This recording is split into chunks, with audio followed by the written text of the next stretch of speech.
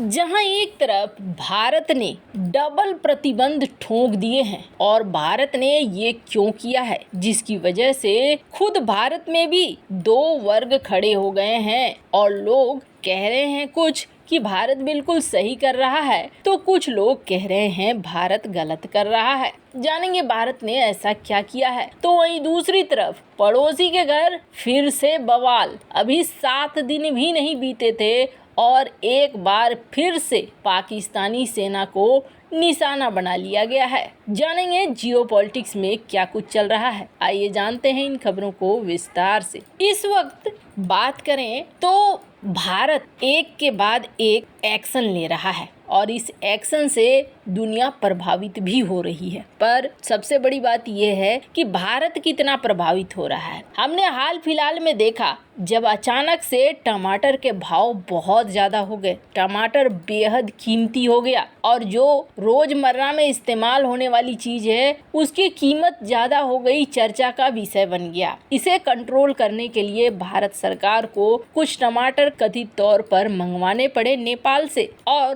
तब जाकर कुछ चीज़ें कंट्रोल में आई। फिर देखने को मिल रहा है कि अचानक से प्याज की कीमतों में भी बढ़ोतरी मिल रही है और अभी तक ये सब्जियों में चल रहा था। सब्जियों को ये माना जा रहा था कि कुछ समय में हालात ठीक हो जाएंगे और सब कुछ नॉर्मल हो जाएगा। ये कच्चा माल है, कच्चे माल को कोई भी बहुत ज़्यादा स्टोर करके नहीं रख सकता है। अगर किसी और देश में हो रहा है तो उसे बेचना ही पड़ेगा, वो स्टोर होने वाली चीज़ें नहीं है। तो ज़्यादा दिनों तक कच्चे माल में यानी सब्जियों में महंगाई देखने को नहीं मिलेगी, ये कुछ समय के लिए होगा। पर अब नौबत आ गई अनाजों के ऊपर। अनाज एक ऐसी चीज़ है जिसे स्टोर करके रखा जा सकता है, जमा करके रखा जा सकता है। जब से रूस ने कैंसिल कर दिया है ब्लैक सी ग्रेन डील, तब से दुनिया भर में एक हलचल मची हुई है। दुनिया को पता है कि कब ये ग्रेन डील खुलेगा नहीं खुलेगा। ऊपर से मौसम हर जगह,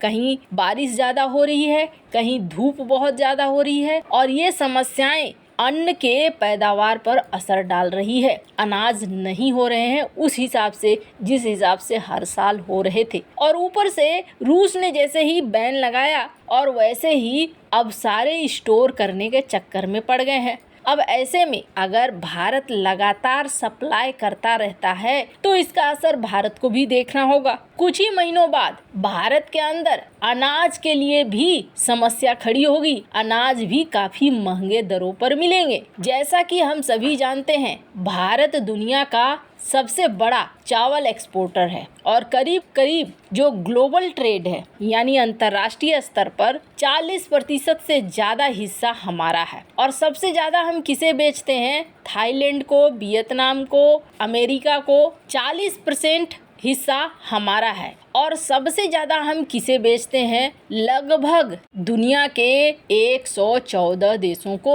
वैसे आपको बता दें और भी एक्सपोर्टर हैं जैसे थाईलैंड, वियतनाम, पाकिस्तान, अमेरिका, लेकिन इन बड़े एक्सपोर्टर में भारत का एक अलग नाम है। अब अचानक से भारत ने इस बात को कहा है कि हम लगाने जा रहे हैं हर एक के ऊपर रोक। सबसे पहले तो बासमती चावल के एक्सपोर्ट पर भी रोक लगा दिया गया है भारत के द्वारा। उसके बाद कहा जा रहा है कि हर तरह के चावल के एक्सपोर्ट पर 20% की ड्यूटी देनी पड़ेगी, तभी आप एक्सपोर्ट कर सकते हैं। स्क्रीन पर आप देख सकते हैं अक्टूबर 16 से ये लागू होने वाला है और इसके तहत भारत के द्वारा जाने वाले जो पैराबॉइल्ड राइस होते हैं, अब ये क्या होते हैं तो आपको बता दें, ये थोड़े से उबले हुए चावल होते हैं जिन्हें एक बार हल्का सा उबाल कर वापस से इसे सुखाया जाता है। तो इसके ऊपर भी भारत सरकार द्वारा एक्शन ले लिया गया है। 20% की ड्यूटी लगा दी गई है। कहा जा रहा है कि जल्द ही और भी प्रकार के चावलों में इसी तरीके का रिस्ट्रिक्शन लगाया जाएगा। अब दो हिस्से में लोग क्यों बटे हैं, तो आपको बता दें। पहला हिस्सा ये मानता है कि हमारे घर में अनाज होना चाहिए,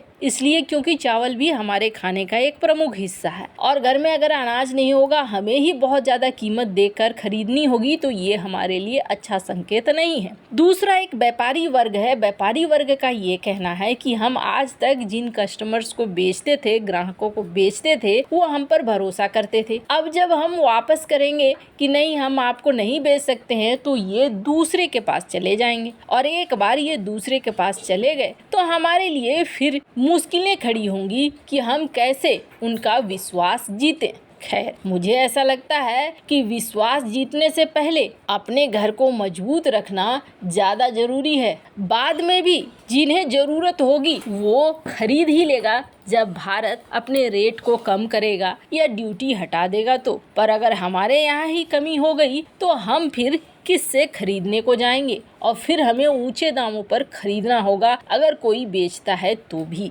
खैर, जहां एक तरफ ये सब कुछ हो रहा है तो वहीं दूसरी तरफ पड़ोसी पाकिस्तान, मैंने पहले भी कहा था कि एक इलाका पाकिस्तान का ऐसा हो गया है जिस इलाके में अब पाकिस्तानी सेना कुछ नहीं कर पाती है। और कहा तो ये भी जाता है कि पाकिस्तानी सेना अब इस इलाके में जाना भी नहीं चाहती है। 20 अगस्त को खैबर पख्तूनख्वा के इलाके में एक हमला होता है जिसमें क्या होता है, 11 मजदूर मारे जाते हैं और उसके बाद कहा जाता है कि मौके पर ही उनकी मौत हो जाती है और पुलिस ज्यादा कुछ कर नहीं पाती है। अब ये मामला अभी चल ही रहा था कि पाकिस्तान के खैबर पख्तूनख्वा में सोमवार को भी कुछ ऐसा ही हुआ। पुलिस की एक मोबाइल वैन जा रही थी और इस मोबाइल वैन पर पुलिसकर्मी तैनात थे जिनके ऊपर सीधे सीधे घात लगाकर हमला किया गया। इसमें 2 पुलिसकर्मी ऊपर चले गए और 3 हो गए घायल। खैबर पख्तूनख्वा इलाके में क्या हो रहा है, कहा जा रहा है कि इस इलाके में अब ज्यादातर गुरिल्ला वार हो रहा है, यानी एक ऐसा युद्ध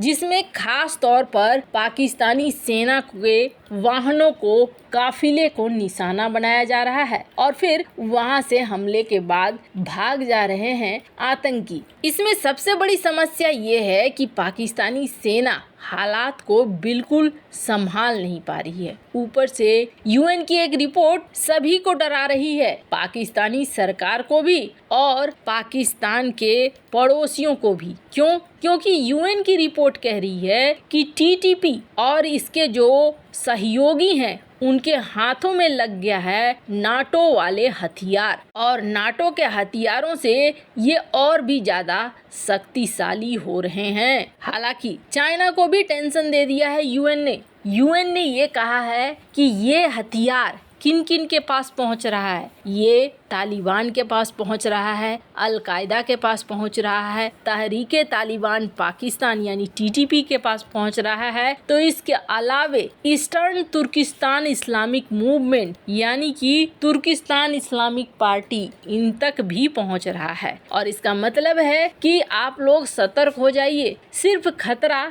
पाकिस्तान तक ही नहीं है, बल्कि ये खतरा आगे चल के बढ़कर और भी ज्यादा बड़ा होने वाला है। स्क्रीन पर आप आर्टिकल देख सकते हैं। वैसे इन सब मामले में आपकी क्या राय है, कमेंट कर जरूर बताएं। जल्द मिलते हैं अगले वीडियो में नई खबर के साथ।